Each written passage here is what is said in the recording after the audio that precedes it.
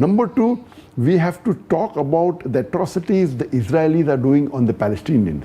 Whether on your Facebook, whether on your social media, whether on whatever way you can, you should. And everyone today in the world, it's a global village. You have an account. You may have 1,000 followers, 10,000 followers, 100,000, whatever it is, you have to do your job. So number two is spread this message. The atrocities done by Israel on the Palestinians, how they are killing innocent people. They are targeting. Imagine it is against international war crime.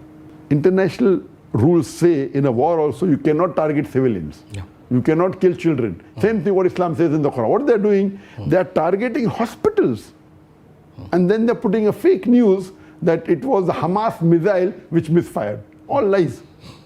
And the Hamas missiles are homemade, small thing, nothing compared to the Israeli which can destroy the full building. The Hamas is homemade, all weapons.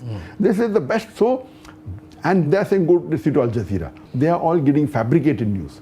Then they say that Hamas killed 40 babies. All wrong.